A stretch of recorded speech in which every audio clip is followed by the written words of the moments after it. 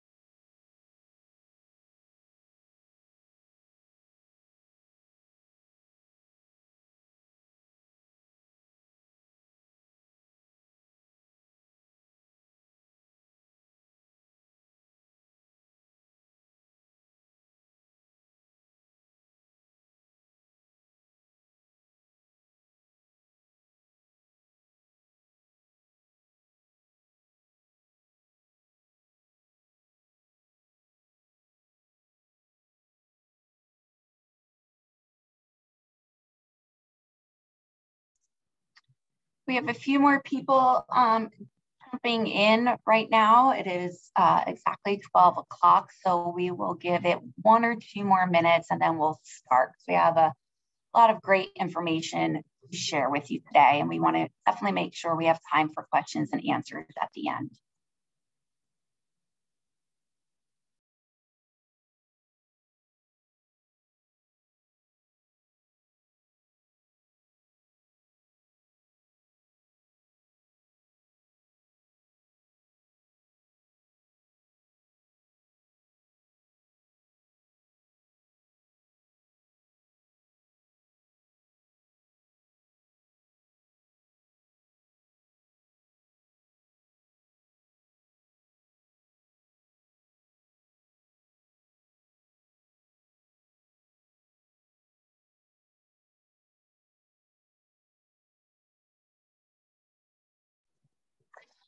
All right, wonderful. Just making sure everyone can hear me. If you can maybe give a thumbs up if you're able to hear me, that would be great. And we'll go ahead and get started. It looks like most people are in. Thank you so much, Gabby. Okay, so good afternoon. Thank you for spending your lunch with us. I am Tara McHugh with the East Central Florida Regional Planning Council.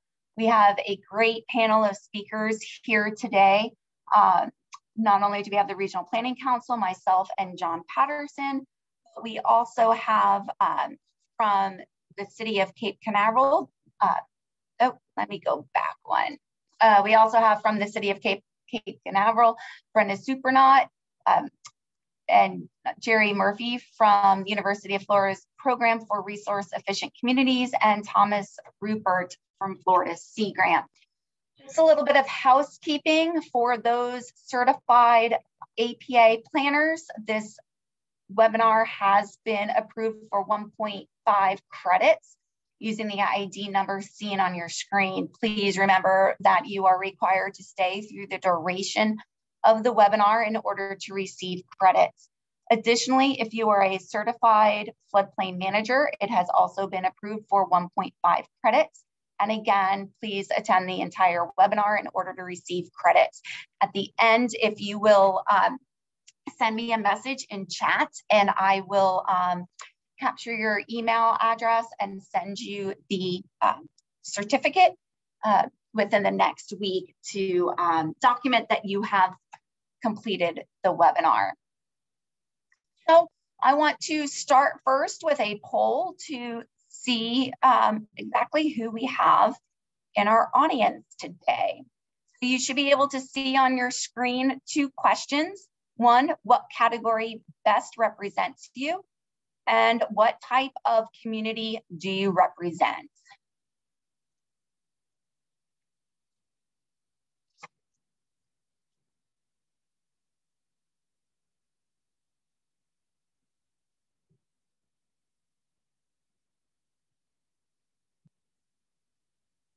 Oh, you guys are fast.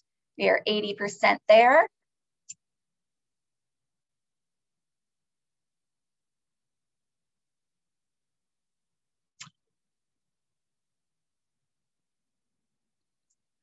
I'll give it 10 more seconds.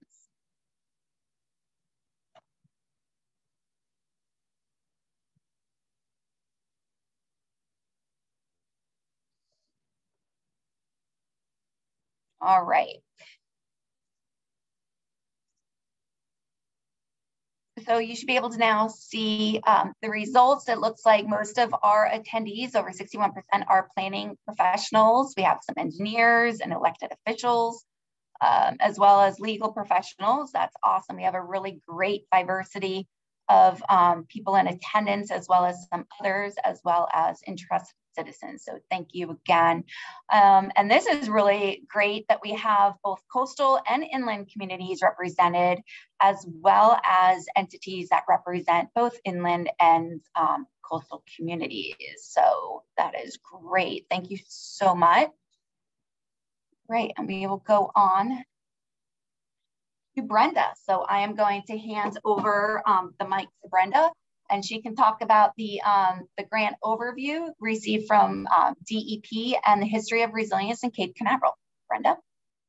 Good afternoon, everyone. As Tara said, my name is Brenda Defoe Supernaut. I am the city planner with the city of Cape Canaveral. Before I begin, I just want to remind any of our board or council members in attendance to not engage in any discussion. And if you have any questions, please email me directly. Next slide, please.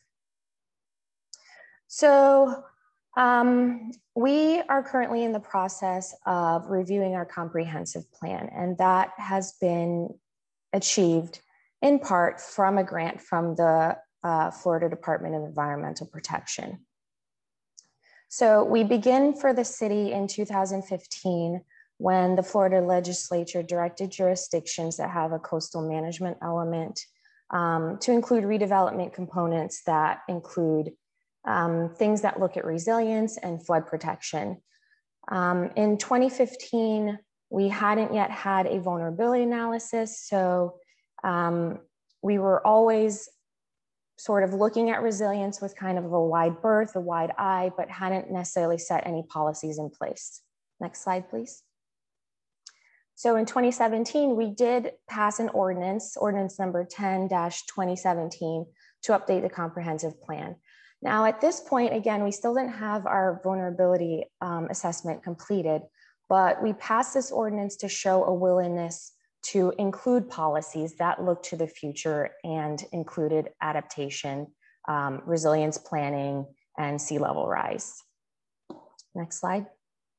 So in 2018 and then 2019 is when we did finally get going with our vulnerability assessment. We did this with the East Central Florida Regional Planning Council, again funded by a grant from FDEP. And we looked at the impacts of sea level rise and flooding in Cape Canaveral. And this really set the tone for how we're moving forward now and how we plan to move forward in the future, because it gave us some concrete data and some evidence that allows us to better plan as we move through the future. Next slide. So this is an example of some of the pages from the Resilient Cape Canaveral Vulnerability Assessment. As you can see, we are a barrier island community, and we have challenges on both the riverside and on the ocean side. So we wanted to be able to use this information to really plan our infrastructure, how we look at our policies, and make sure that the information we're using is based in science and data that leads us in the right direction. Next slide. And I wanted to pause here for a second, because while this isn't a external document, this is an internal document we recently adopted within the city. And it's important because it builds off of all of the information in the vulnerability assessment. And it sets a foundation for us as we move forward as a local government on how we wanted to prepare for the future. So some of the things we included, when we look at policies, we want to make sure they are in line with the vulnerability assessment, the data that's coming out of NOAA, and all of the other agencies that are collecting data for sea level rise and flooding. And we wanted to also make sure that we were in a position to use funding for some hard infrastructure projects and set a guide and a timeline in our capital improvements for how we spend these dollars. And I think that's really important to note. So this document is really important to us. And as I said, while it's not necessarily a public one, it's going to help us lead internally for how we plan for resilience in the future. Next slide. And again, that leads us to today. So the project we're working on right now is to review the comprehensive plan and some of our other policies within the city. We looked at a number of our documents and tried to make sure they were in line with peril of flood and some other resilient strategies. The next steps for us, I think, after today would be to present the recommendations to our council and our boards. I want to note that we haven't formally presented those. So again, if you guys have any questions, any board or council members, you guys will have an opportunity to weigh in on these policies.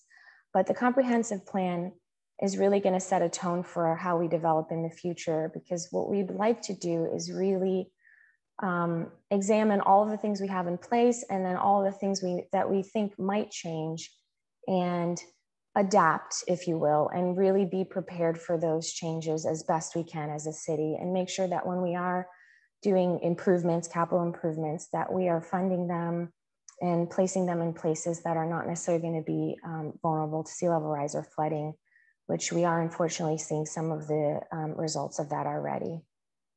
But that is where we are today, and I will turn it over to Tara. But if you guys have any questions for me in regard to this project or any of the initiatives we're engaging in with the city, there's my email and my phone number. Thank you. Thank you so much, Brenda. If you have any questions, please go ahead and place those questions into the question and answer box, and we're going to address everything at the end of the webinar. And so now what I'm going to do is hand it over to John Patterson with the East Central Florida Regional Planning Council, just to give us a refresher for those of us who have been doing this a while, and also for any new planners about growth management and comprehensive planning in Florida. So John.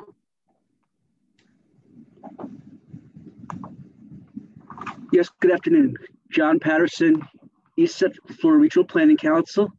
Pleasure to be here with you today. I'm just going to go ahead and give a brief summary of growth management comprehensive planning, its history in Florida. Next slide, please.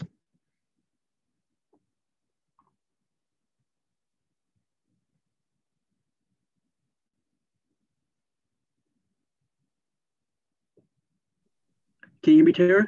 Yes, I'm on the third slide. Are you watching my screen? I'm only seeing the end. Oh, I'm sorry. Okay.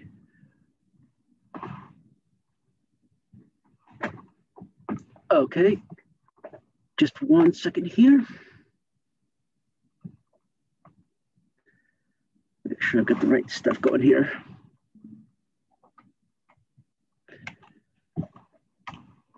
Okay, I just wanted to give that brief history of growth management and comprehensive plan, starting with the Environmental Land Management Act of 1972, which created the areas of critical state concern for the state, as well as created the development of regional impact. This was followed soon after by the Florida Water Resources Act of 1972. This declared the waters of the state as resources to be managed for the public and created 5 water management districts to do so. Next came the Local Government Comprehensive Planning Act of 1975, which required all local governments to create comprehensive plans. It would become more in detail later on, but this was the first time that local governments were given that requirement. And in about 10 years later, you had 1984 with the State and Regional Planning Act of 84, requiring the state agencies and regional planning councils to create comprehensive plans. And this worked into the Local Government Comprehensive Planning and Land Development Act of 1985, which is basically considered to be the start of the full-fledged growth management in Florida. And this really set the state ahead of many other states in the nation. It made changes to the 1975 Act requiring local plans to comply with the state and regional plans, created the concept of concurrency as far as infrastructure being ready at the time of the impacts of a development, and it created a state review process for the plans. It also required the states to certify plans. Things kept rolling on here for quite a few years until the Community Planning Act of 2011. You will probably remember that during the great changes that occurred that year under the administration of Governor Scott. At that time, transportation, school, and park concurrency became optional in Florida. And there was also elimination on the restrictions on the number and having to have a specific time period where comprehensive plan amendments had to be done. And finally created an expedited review process. And the latest one to come out was Senate Bill 1216 in 2015, which basically the DRI process was removed for new projects. It puts more of an emphasis now on these sector plans, but that was a major change with the DRI process basically going away except for existing projects to seeking to do some changes. Next slide, please.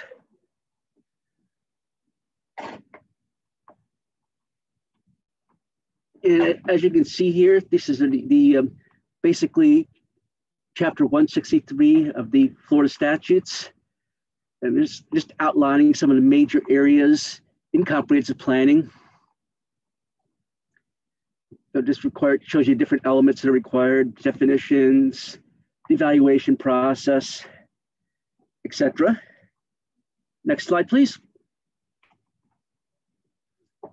And according to chapter 163.3177 Florida statutes, elements of a comprehensive plan requires there to be elements for capital improvement, intergovernmental coordination, future land use, transportation, sanitary sewer, solid waste, drainage, and potable water, and the groundwater aquifer element.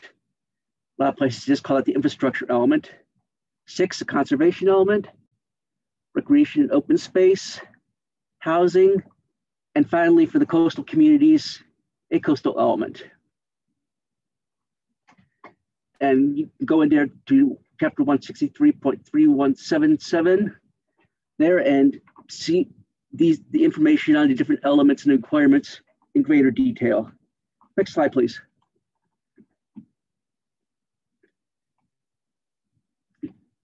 And the two common threads that really hold the comprehensive plan together are two: the data and analysis section and goals, objectives, and policies. And the data analysis just basically shows where the community is now as far as statistically and as far as the resources of the community, and carries that in the future. Based on the changes seen, communities are urged to create goals, objectives, and policies, which then plan for dealing with these changes in the population and infrastructure needs while maintaining resources. Just give a brief example. Kind of goes from the real narrow to much broader. So you would start with the goal, for example, coastal element goal. CM1 for Cape Canaveral, provide for preservation and conservation of the city's coastal resources, so the economic, social, and or aesthetic value with which these resources provide to the community are not destroyed and are available for future generations. Then you move to the next step, which will be the objective. And it would see something like the city shall protect, conserve, or enhance the two remaining coastal wetlands, living marine resources, coastal barriers, and wildlife habitat. And then finally, you would actually get up to the actual policy itself, where it gets the most detailed, and it's an action the city must take. The city shall protect, conserve, and where possible, seek restoration of vital areas of the coastal zone, including as appropriate wetlands, water quality, water quantity, wildlife habitat, living marine resources such as manatees, and beaches and dune systems. Next slide, please. And looking a little more in the data and analysis, is usually we'll have not usually, we'll always have the tables and maps related to communities' present and future population, infrastructure, and assets. The data is required to be from a reliable resource, such as a lot of the resources comes from University of Florida, from either the Bureau of Economic and Business Research, or BEBR, or the Schimberg Center for Affordable Housing. Those are two real reliable sources. Other places do it themselves and just use data such as building permits, electrical turn-on, shut-offs, etc., to try to gauge population. And this data analysis section, sometimes it comes before the goals, objectives, and policies, sometimes after them, or completely separately, such as an addendum. That varies among communities. Next slide, please. And just give you a brief overview. I've kind of already gone over the goals, objectives, and policies, but these are by Florida statutes exactly what they are here. I'll let you look over those for a moment before we move forward.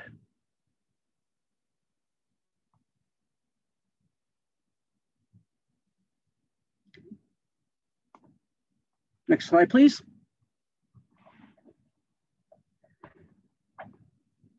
And now I get to the evaluation appraisal report, which per Florida statute subsection 163-3191, 1-5 requires the evaluation and appraisal report, or EAR, to be revised every 7 years by Florida's local governments. Basically, this document update the comprehensive plan to reflect changes in the state's comprehensive plan requirements, as well as for the community's current conditions. And the EAR covers two planning periods: a short 5-year period, especially for the capital improvements, and then a longer subsequent 10-year period. That brings it out to a total of 15 years that are minimum that are examined under a comprehensive plan. And the next year for Cape Canaveral, something you look forward to, is 2025. Next slide, please. And that's all I have for you. Any questions? I'll be glad to answer them afterwards. Thank you. Thank you. And thank you, John. And so we are going to test your knowledge from John's presentation. So there are two questions that you should now see on your screen.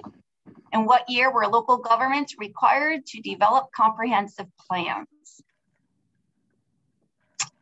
Number two, how often are evaluation and appraisal reports? So John, in a few minutes, you will gauge the answers and provide the correct ones.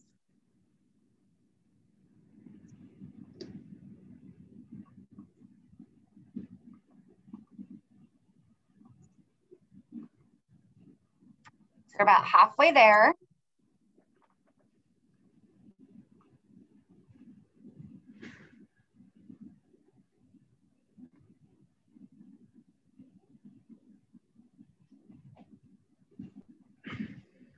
About 7 more seconds and then we'll close the voting.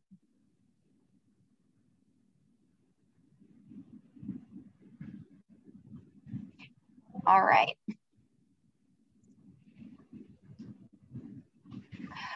Okay, and this is a good one. The results don't surprise me. It's pretty common. The correct answer was 1975, which 40% got. A lot of people get confused though, because the 85 regulations are what are considered really the start of growth management and local involvement. 1975 did require each city to do a comprehensive plan, but it wasn't until 85 that concurrency became involved, as well as local plans having to meet the state and regional plan standards, as well as there being actual review by the state, approval by the state. So that's the difference between the 75 and 85. But 1975 was when it started.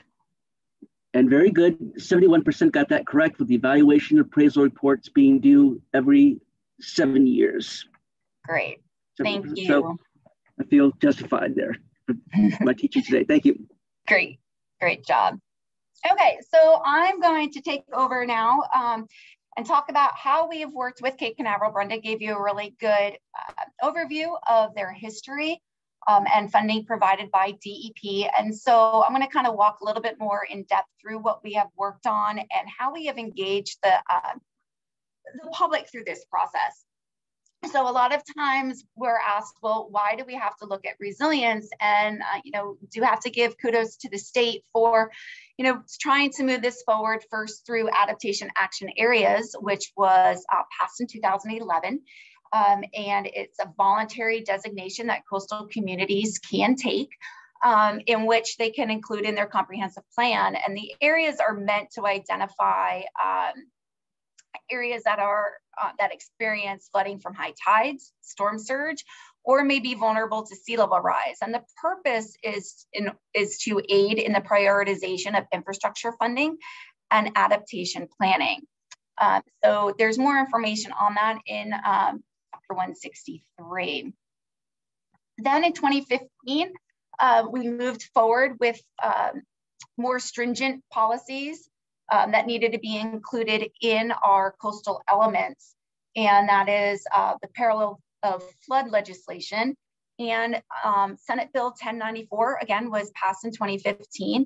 And it requires jurisdictions and local with coastal elements in the comp plan to adopt development and redevelopment principles and strategies that are aimed to reduce flood risk in coastal areas and reduce the flood risk from high tide events, storm surge, flash floods, stormwater runoff, and other related impacts to sea level rise. It's really important to note that the policies need to include best practice and site development techniques. From our experience with BEO, they're looking for real tangible, moving forward, innovative policies for your comp plan to really make sure that we're addressing these issues. So one aspect to understand is that when doing this work, from the vulnerability assessment to coming up with your strategies and then how to put them into policy, and then even through implementation, it's really important to have public engagement. The more knowledgeable they are in terms of what you're doing and why, the better that they're going to accept it and be supportive of it. And it's really interesting, the more you engage them, the more really creative ideas that you're able to get from them. So like Brenda said, we had worked with the city through funding from DEP to conduct the vulnerability assessment for Cape Canaveral in 2019. Our assessment looked at nuisance flooding, storm surge, sea level rise, surge and on top of sea level rise, and the 100-year floodplain. We started this work with engaging the community in a public workshop early in the beginning. You know, why are we doing this? Here are some initial findings from impacts. And we asked them, what do you think are the greatest risks and vulnerabilities to the city? And then what are some strategies you would like to get behind to include in the policies or to include through other plans such as stormwater or through their own action plan or a sustainability plan? We engaged them in a variety of different activities, from conversation as well as identifying areas of flooding or where they feel that green infrastructure should occur, redevelopment based upon hazards could occur, or where some other type of resilience measure is. Pay attention to this upper left northwest corner of the city, because you see a lot of dots there. And it was pretty much validated through all the other work that we were doing that this is a highly vulnerable area to the city. One element that we always find is missing in our public engagement is the youth. And so we had some of our younger planners who could relate a little bit better to the youth, and sent them to Cape View Elementary. And they really engaged them in a conversation of flooding and then what they wanted to see for the city. The center picture just illustrates they wanted some offshore massive area that they could elevate and play in. So that was kind of interesting, but other areas, some other feedback was really more substantial. So that was a fun experience. And then, you know, our goal was to have them go back to their parents and engage their parents in the conversation and have them take our survey. So utilizing the MetroQuest platform, we worked with the city to promote the survey. It was really important for us to take the feedback from the first workshop and wrap it into this survey when we addressed vulnerabilities as well as strategies and also best practices. So that was just a screenshot from our survey. And then following up with the city at the end of the project, we had an open house. We had a number of boards throughout the City Hall chambers, which really focused on the results of the survey and engaged them in a conversation of how we were going to move some of these forward, what our next steps would be, gauged what they thought based upon these strategies, and then use that opportunity to invite the Save Our Indian River Lagoon program to also come and talk about their program and the steps that they're taking for resilience and water quality, especially since the #1 concern of the residents was the lagoon health and its functionality. So the items that you see on your screen with green dot or the green arrows were ones that we felt we could move forward through the comprehensive plan process. So it's really good that a lot of them could be wrapped into our peril of flood policies. So that brings us to today. So we are currently utilizing funding from DEP's Resilient Coastline Planning Grant. We have partnered with the University of Florida also to really continue the engagement and education that we've been undertaking for the past couple of years, finalize draft element updates for the peril of flood policies, and also utilize UF to assess other plans and other elements within the comprehensive plan to make sure resilience was able to be integrated and to make sure nothing that we were proposing in the peril of flood policies was going to be impacted by other policies that would cause conflict.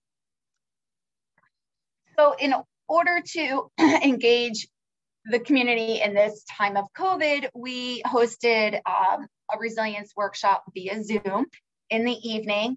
Unfortunately, we did not get the amount of turnout that we had hoped. I think people were probably zoomed out by then since it was several months into the pandemic. We did get a lot of good feedback on Facebook that people were interested in going, but we all know what happens when you get home from work. So in order to compensate for that and make sure that we still engage the community, the city hosted it on their YouTube page. And according to the number of views several months later, we were up to 65 views. So we found that to be pretty positive.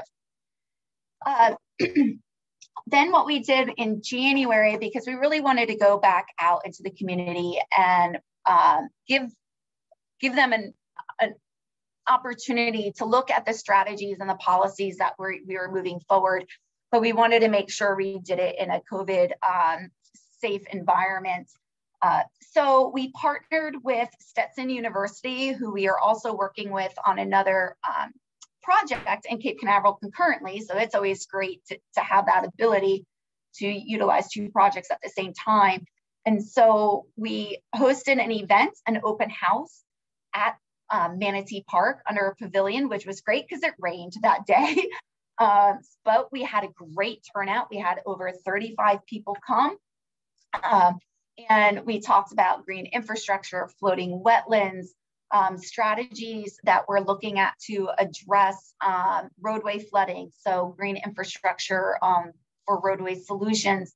And then in the picture on the left, you can see John with our boards with policies for them to provide input on, as well as the AAA maps, which I will show you now.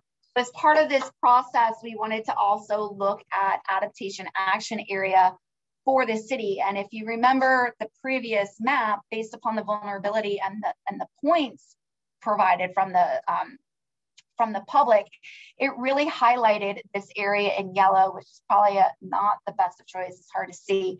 But this northwest area, we are proposing as an adaptation action area, otherwise known as an enhanced resilience area. The area does overlap with their economic overlay, so it is just re-emphasizes the importance of this area to the city. So these maps just show the level of sea level rise that we're expecting by 2070 and our new coastal high hazard area for the city. And just to give you some idea, this is A1A coming in, this is Port Canaveral. So this is an evacuation route and it's A1A 528 heading out to the mainland. So this is the way into the city and the way out. So again, it's a really important area. Also here in this southern corner of that section is their wastewater treatment plant as well. So that's obviously really important to the city as well as the health of the lagoon. So when we were writing our policies, we needed to make sure that we defined what the enhanced resilience area is, what its purpose is, and then ways to refine the AAA or add other AAAs as best data becomes available. As Brenda noted, these are draft. So we just wanted to share them with you as some of our general ideas. Obviously, for peril of flood policies, we needed to make sure that we address land development as well. So we are proposing to not allow any future increase in density that is currently allowed in this area, the coastal high hazard, as well as special flood hazard areas. And in accordance with peril of flood, we also talked about the kind of strategies, incentives, and techniques in order to address flood hazards within the city, which includes looking at compact development, low impact development, raising the minimum elevation above BFE, some engineering such as dry and wet proofing, prioritizing living shorelines, which of course green infrastructure and living shorelines was a priority identified last year. allow fortification techniques. So that would then play into the land development code. Work with the TPO and the county and others to enhance green street techniques, look at parking lot design to increase water capture, update the stormwater plan for more of a hybrid approach, and then look at setbacks for properties within the coastal high hazard area. As I stated before, green infrastructure and living shorelines was a priority for the public. So we made sure that we included some policies in the coastal element that promote that, as well as updating the stormwater master plan. And then with the Space Coast TPO and Brevard County and DOT, really look at transportation systems within the city to make sure that they are have reduced flooding, and also in the same breath help to improve the water quality of the lagoon. And finally, always looking to the future, how are we going to pay for all of this? And so really working with the city to figure out how to balance the cost of supporting the infrastructure when looking into the future and vulnerabilities is really important. And then making sure that projects aren't implemented without being first assessed for vulnerabilities through the facility's functional lifespan, and look at future conditions in terms of those. So that is all I have, and we have another poll for you.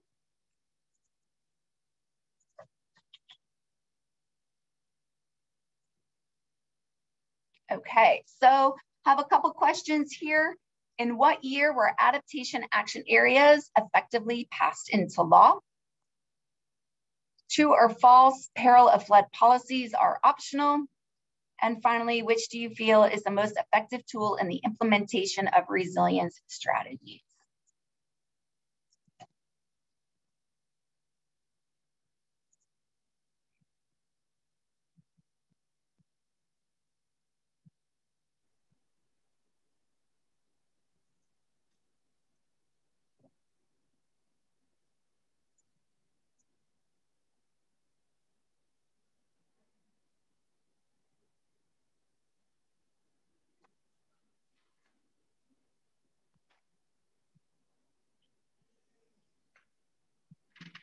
Give you a couple more minutes. We're about 50% there.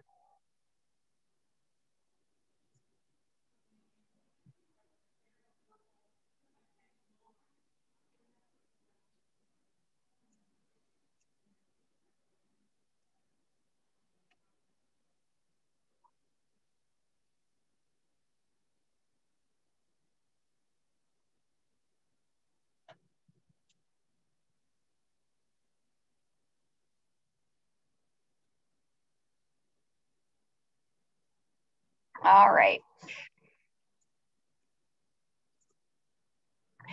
So almost 50% got the first question correct. In 2011, adaptation action areas were effectively passed into law. And correct, peril of flood policies are not optional. So the answer is false. They are required for all coastal communities that have a coastal element in their comp plan. And number three, there is no right answer to this one. It was really just what you guys felt. And so the top, it looks like land development codes received the most vote for being the most effective tool, while second is that they are all equally effective. And I think the takeaway here is that they all need to work together because they all have different targets. And if you can't have one plan effectively not allowing other work and other plans to move forward. So thank you for that. And now I will hand it off to Jerry Murphy from UF.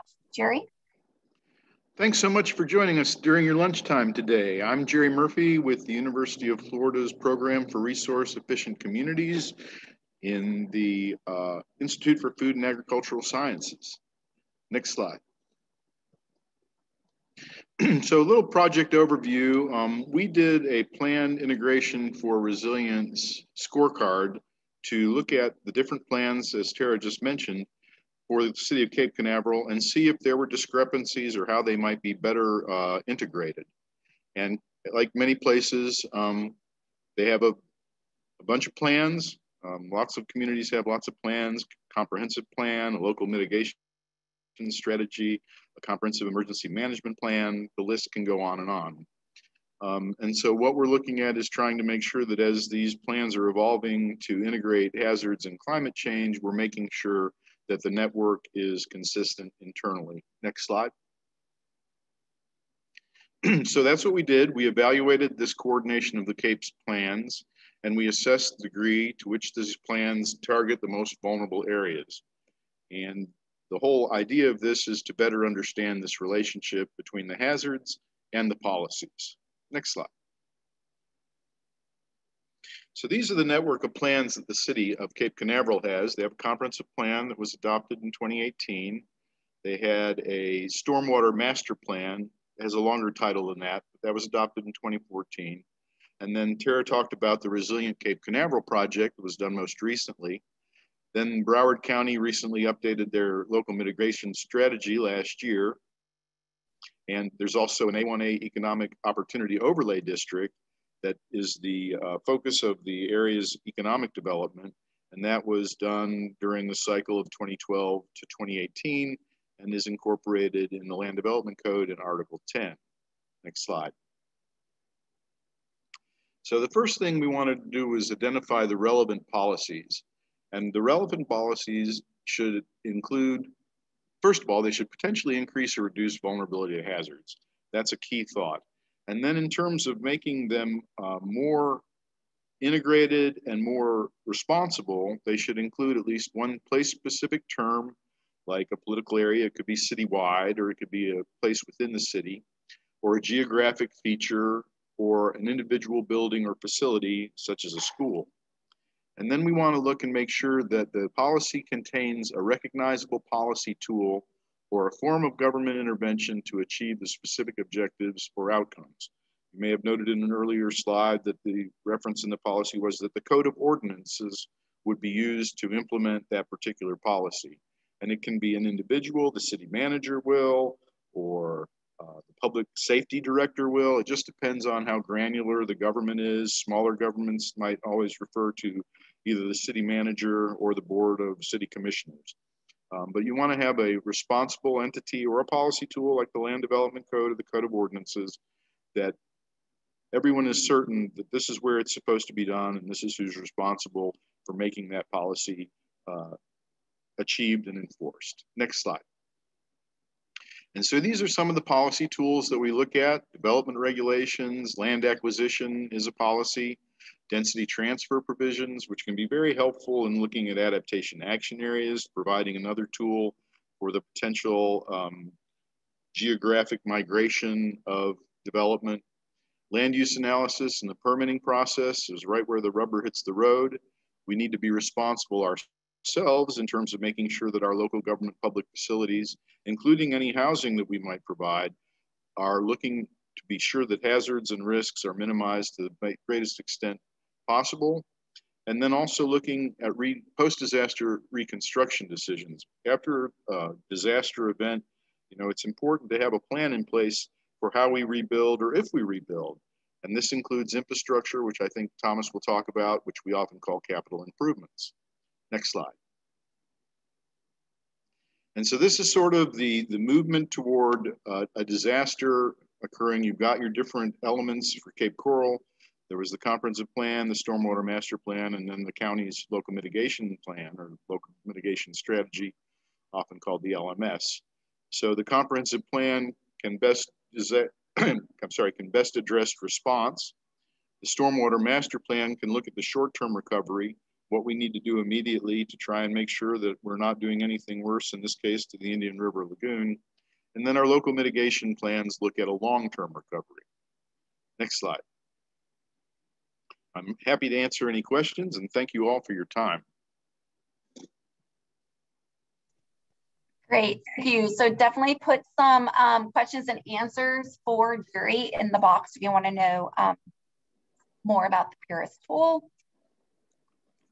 So a couple questions, and Jerry, you can provide the feedback for the correct answer. So what does PIRS stand for?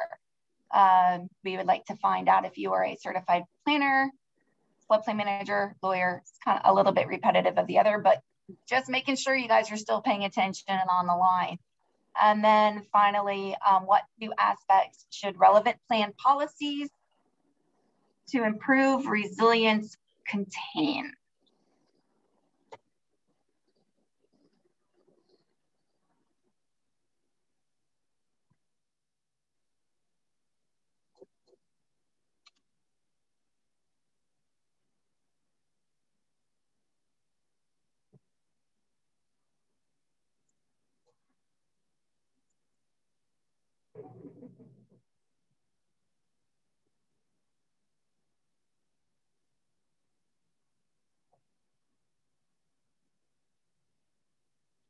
So we're 50% there. I'll give about another 15 seconds.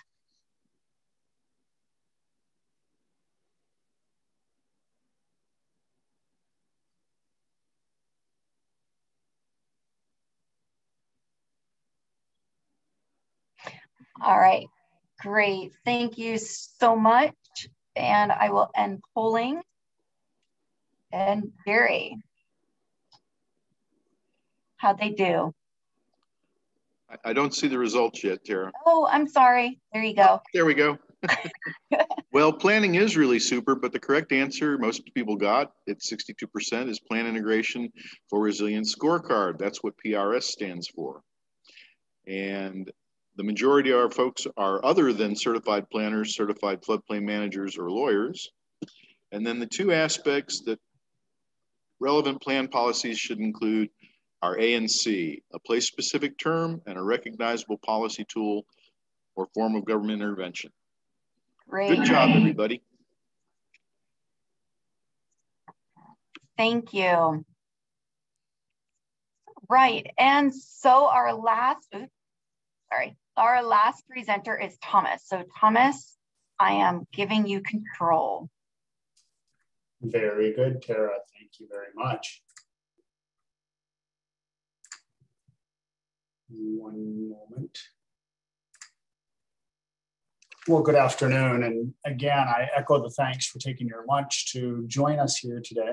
And I want to discuss briefly some legal considerations in resilience policy development. This is going to be a fairly high level discussion because of lack of time and just kind of the general overview, but I welcome your questions both now and after this presentation. So an overview, I want to touch on some of the best practices, a lot of which we've actually already touched on in some of these previous presentations here today, and also talk generally about some policy issues and provide a few examples from other local governments.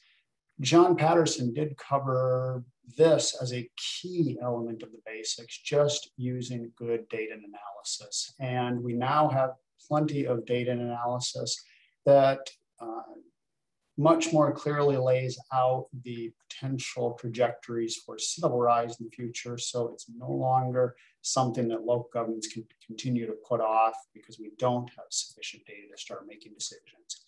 It's like anything, the information may not be perfect, but we typically do make our decisions in the context of imperfect or incomplete information. That is going to need to be the case here as well. A key element of thinking about these policies is we're so accustomed to thinking that we're making decisions for a specific endpoint in time. And sea level rise really challenges us to think at all time scales, but simultaneously. Clearly, you have urgent needs to do planning for the short term. And in that short term, you really do need to focus on the increasing of public safety.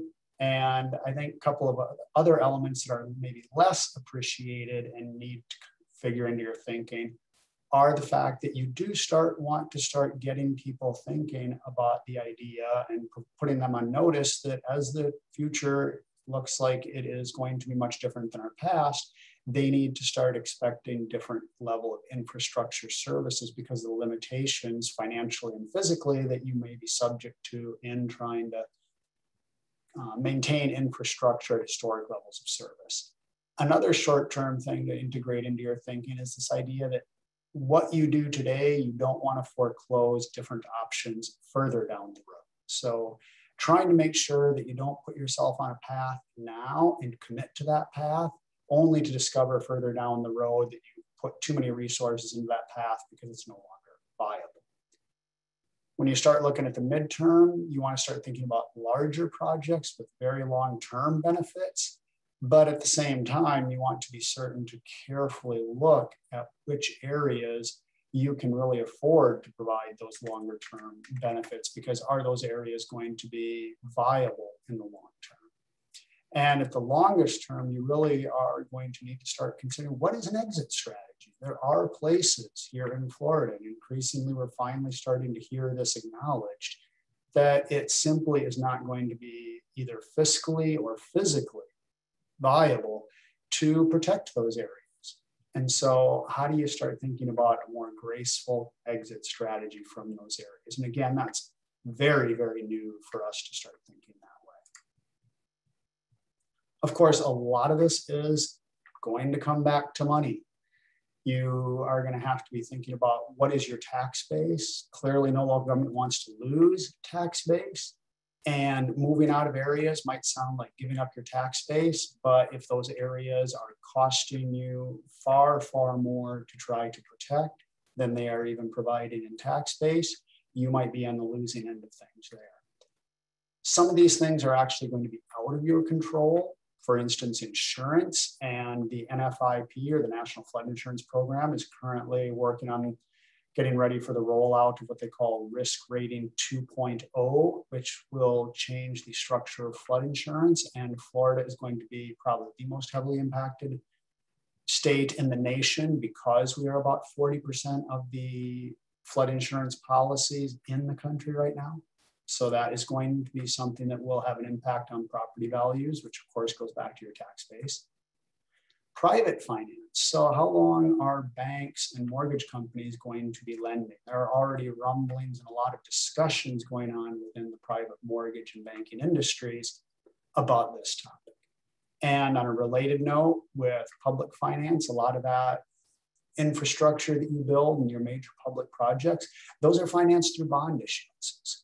And bond rating companies are going to be looking at what are you doing over the longer term to ensure your fiscal viability as a local government over the longer term. And do you have plans that help to understand the long-term implications of all these changes for property values on which you are basing the repayment of bonds that you issue now?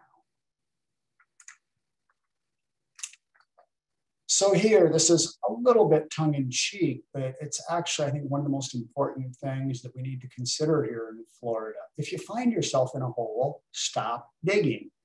For too long, we have really created our own vulnerability with how and where we develop. And I've similarly likened this to complaining to your doctor about a persistent headache, but at the same time refusing to stop banging your head against the wall. We really need to look at this. I mean, I understand that Florida has been built on a growth model and we've operated that way for over 100 years, but our model is going to be modified, whether we like it or not, by climate change and rise seas. So trying to get ahead of that and understand differently how we can look to a future that ensures that what we are allowing for development does not itself become the problem, because that's what we have been doing. So when developing policies, it's been nice to see in the East Central Florida Regional Planning Council's projects, such as this one with Cape Canaveral, these efforts at public engagement. Clearly, they are never easy, and that's been especially true during this pandemic. They are slow, messy, and difficult, but they are still crucial because they help people understand the constraints and the information that you're working with when you try to set policy. And until the public sees very clearly that information, it's very likely they're not going to support these policies. It's hard enough to get them to support it when they do see information. So that is really, really a critical area to put a lot of effort, even though it can sometimes feel like it doesn't move very quickly. When you're establishing policies, make sure to keep a tight focus on flooding and human safety. Yes, you can bring in environmental concerns and other concerns, but there is a very good reason to keep a heavy focus on flooding and human safety. And that is, if these policies and rules are challenged under any sort of guise, typically when courts review challenges to policies and rules and regulations, the courts are usually most deferential when the purposes and the design of the policy or regulation is to prevent flooding and to protect human health and safety. So that's a very good reason to keep that focus.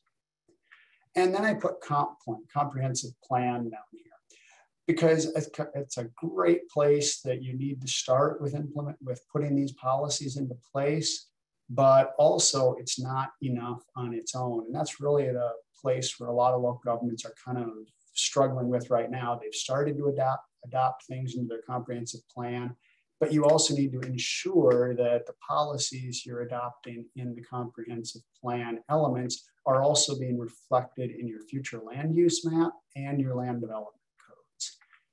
If you wait until a project is proposed and you think it's not in the right place, once that project comes in, you're probably going to have to review it under your existing land development code. So it's extremely important to be very proactive in trying to harmonize that land development code and all of your zoning and future land use map with your general policy ideas. So I just wanted to provide some examples of language, and I'm not going to go over these. I'm not going to read through these, but they are in the presentation for you to read afterwards if you'd like. But what I wanted to demonstrate with these is an example of a community, and in this case, this comes from comprehensive plan language from the city of Satellite Beach. And this in the next slide, they show some language that demonstrates this focus that combines an effort to put the public on notice that over the longer term, the city will be financially and physically constrained in the continued provision of public infrastructure services to the same levels as historically expected. And they do this by explicitly calling out the challenges that sea level rise and climate change present to the city and the city's finances. And I would maybe note that in the example at the bottom of this slide, the city is committed to not necessarily fixing the worst drainage problems first. In my review of local government comprehensive plans, I've seen that it is quite standard in these plans to have language similar to what Satellite Beach had in this focus on fixing the worst drainage problems first. And without sea level rise, with kind of a stable environment to consider, that would make sense. However, that is far from what we have. And as sea levels rise and as we see more and more intense rainfall events, what we are seeing is that there are going to be times and places where those worst problems may not have a very good return on investment for the public funds being put into them. And so this gets into some really difficult challenges and discussions at the local level.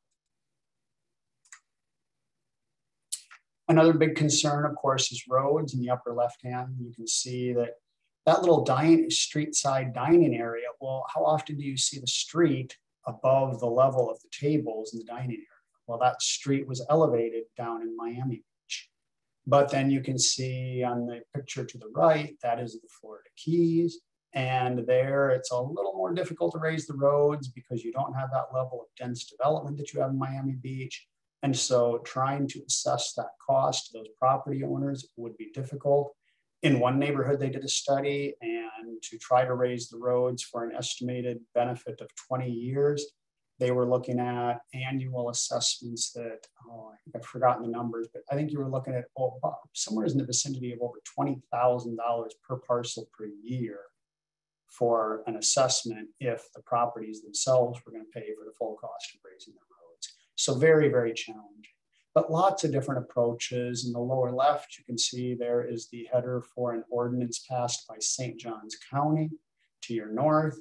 And that is focused on environmentally challenging locations of roads and recognizing really that the county wouldn't be able to do the same, provide the same level of service there for some roads potentially as they do for their standard roads. So again, a number of different options and policies developing on how to deal with sea level rise and flooding impacts on roads. Another key element, I was happy to see the stormwater management plan mentioned in the earlier presentations. Absolutely critical to do that. And I was actually a little surprised to see how low it rated in the poll on a tool for resilience, because I've seen some great examples of local governments doing some excellent work utilizing their stormwater plans. For example, the one I've got here is Pinellas County, and they were, I think, to my knowledge, the first local government in the state of Florida to do this. What they did is they increased the tailwater elevation, or the final drainage location elevation, that is used in the calculation and design of stormwater systems. So in other words, since sea levels are rising, if that's where your drainage system drains to, and in Pinellas County, everything drains tidal, then you have to raise that current level of tailwater elevation 3 feet for non-critical infrastructure drainage systems and 4 feet if that drainage system serves critical infrastructure. And that is going to help ensure that these drainage systems are actually working for a significant period of time after they're put in. Because that is clearly one of the huge problems that we've seen, is that these drainage systems are no longer functioning properly when they were installed many years ago, because sea levels are now higher. And they've also, in Pinellas County, they've developed their own internal guidance for incorporating sea level rise into their capital plan. And again, with the same idea of trying to make responsible use of the public money that they are investing into infrastructure. Broward County offers another great example. There they are developing, well, they have developed a future groundwater level map, and now they are working on a future 1% annual chance flood map. And so these are actually maps that the groundwater is already being used as part of their stormwater permitting. So if you're designing a stormwater system, you have to account for the future higher levels of groundwater. And they will be doing the same eventually with their 1% annual chance of flood maps. And that 1% annual chance of flood is also what's known as the 100-year flood, and is the basic flood elevation used in the regulatory programs of the National Flood Insurance Program at the local level. Another piece of infrastructure that isn't always considered, seawalls. And here you can see a picture from Southeast Florida, and Fort Lauderdale had been addressing this because of their large number of canals. They have hundreds of miles. They call themselves the Venice of America. And so they understood that they needed to address this, but it's a challenge because seawalls are infrastructure that may be either public or private in nature. And of course, one seawall depends on the adjacent seawall. And if you've got one that's raised and one that isn't, you're still going to have the same flooding issues. So they came up with a really novel solution there that I'd be happy to discuss or provide more information on if you'd like it. So with all of that, there is still some good news, though. There is some time to evaluate, plan, and act, at least more time than some places have already. And I think a big piece of news is that more money is coming as acknowledgement of these problems are increasing. You've got that at the state level with recent passage last week of Senate Bill 1954, which proposes significant resilience funding. And of course, that is related to what DeSantis had already proposed for up to $1 billion in funding. You've got the Building for Resilient Infrastructure and Communities program at the federal level, which is a revamp of the pre-disaster mitigation program, or the successor to the pre-disaster mitigation program. And it's much, much broader and has a lot more opportunity for funding for planning and innovation and action prior to disasters. And of course, with the federal infrastructure push that is occurring, there's going to be likely some funding there.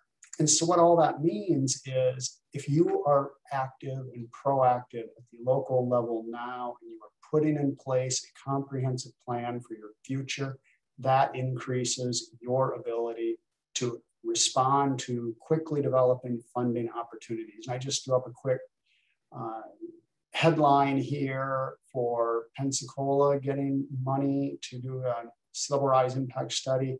And part of that was based on the fact that they were already doing some work. And so they were viewed as a good avenue to provide further funding for what they had started. And so again, be proactive now, because that is really going to help you move forward.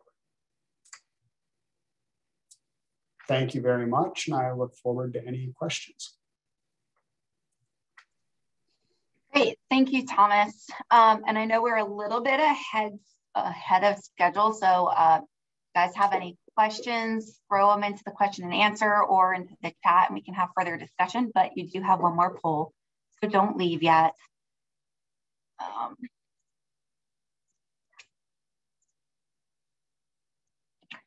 Okay, so 2 questions, thinking legally.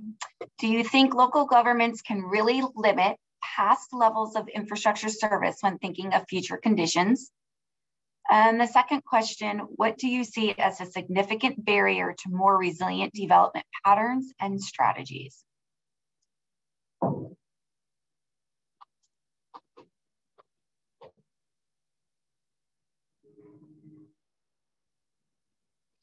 And so Thomas, if you want to address these answers when we're done with the voting, that would be great. Yes, absolutely. But now I can't see the questions. Oh, because people are voting, so you will need to wait until they are done. All right, we'll give you guys about 15 more seconds because they are very thought-provoking questions.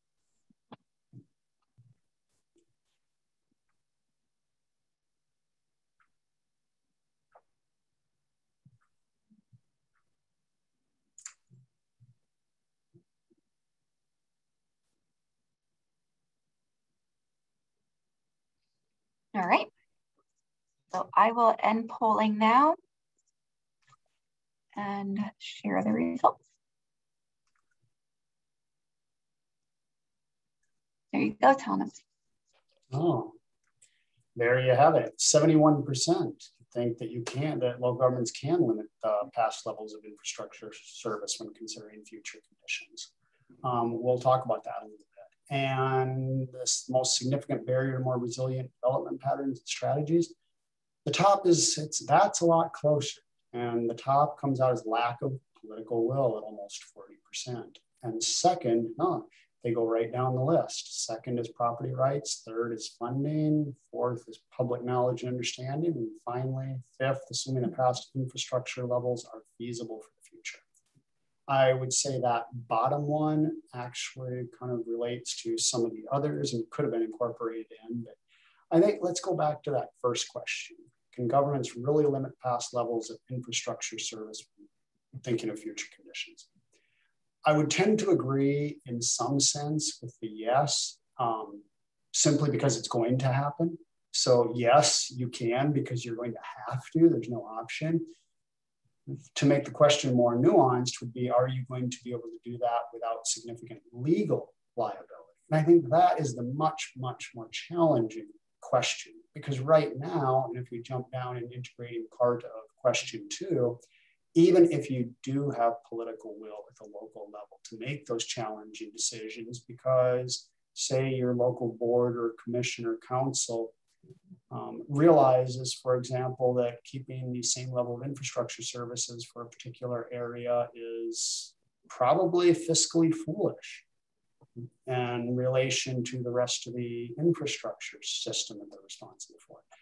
They're going to be worried about property rights, and they're going to be worried about looking bad and sending this message that scares people away. Because again, it comes back to that idea that we're so used to growth as our model that trying to lose something is very scary. But even if they do have the political will to make this very difficult decision in a specific case, it's unclear right now from court decisions what that is going to mean. No court decision in Florida has yet explicitly and clearly addressed this question.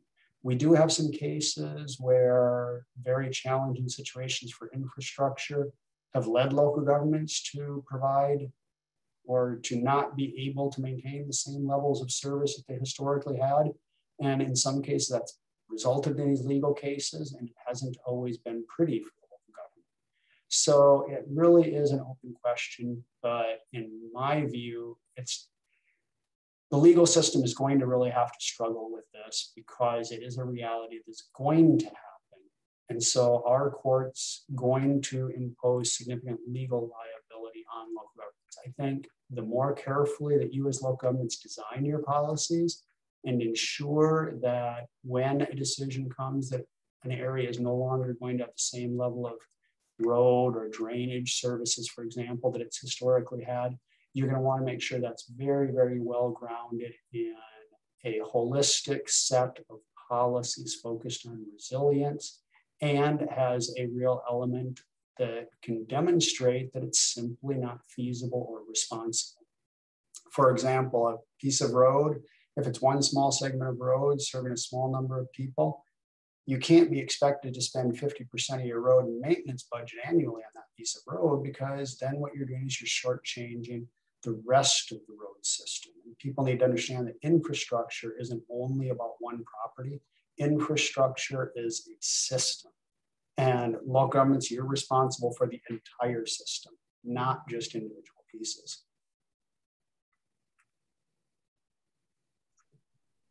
Great, thank you, Thomas.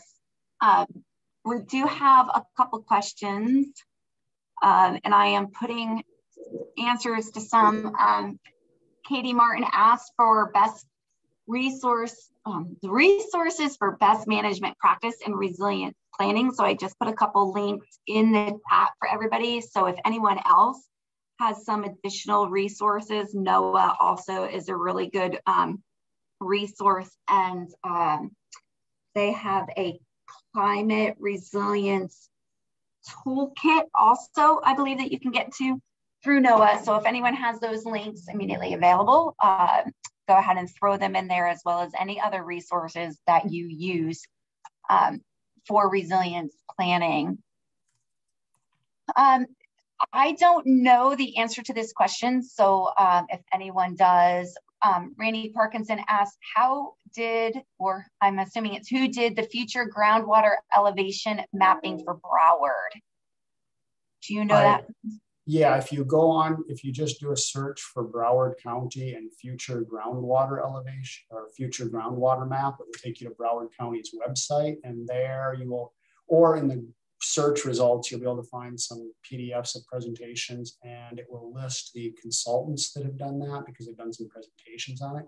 It was and remains extremely intense modeling that they are doing. They are integrating different models with rainfall patterns and drainage systems, groundwater. So it's extremely complex in all the different types of data that they are pulling together right now. Great, thank you, Thomas.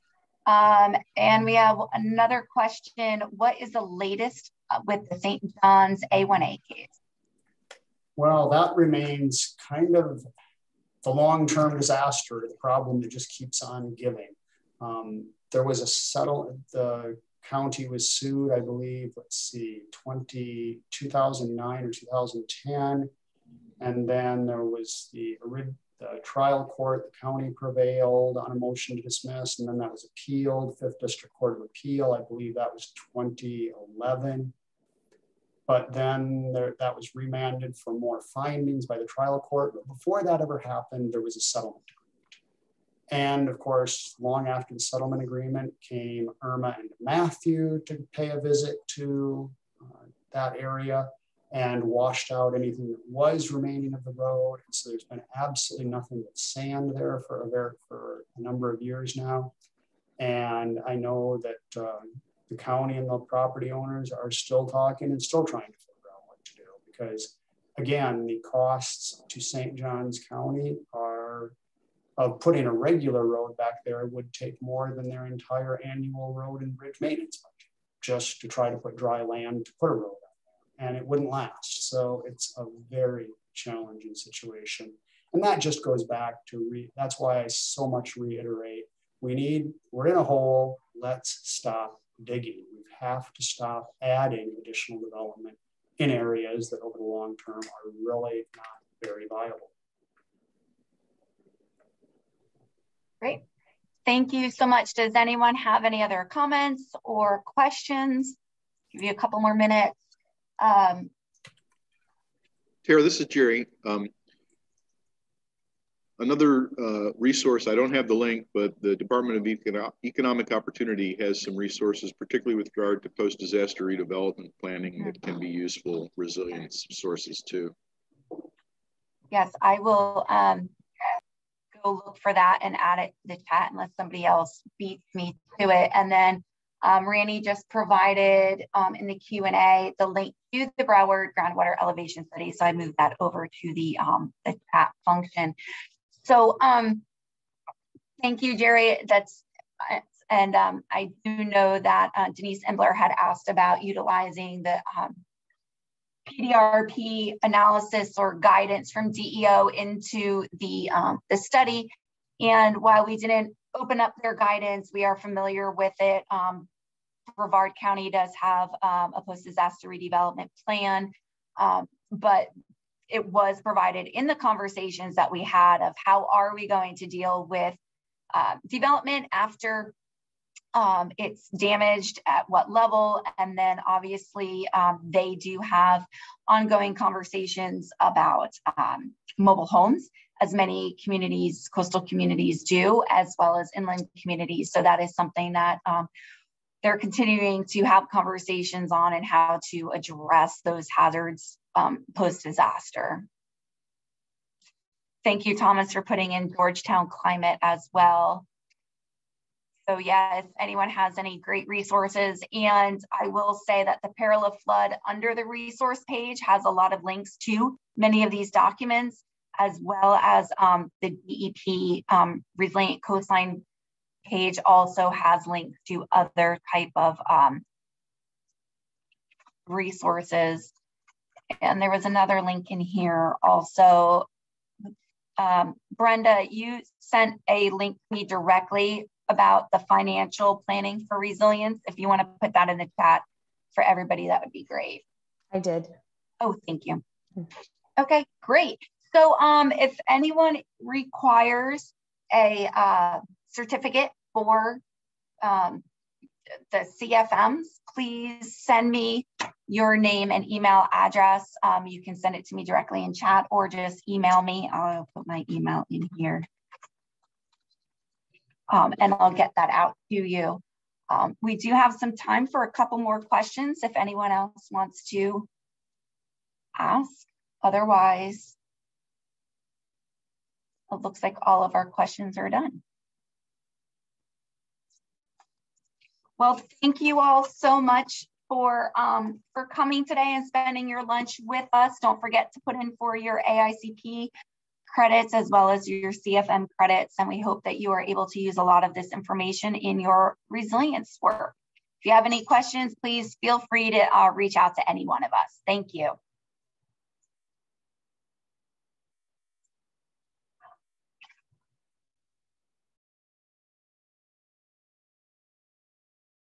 And I'll keep the webinar open just a couple more minutes for people to put in their email addresses if I need them.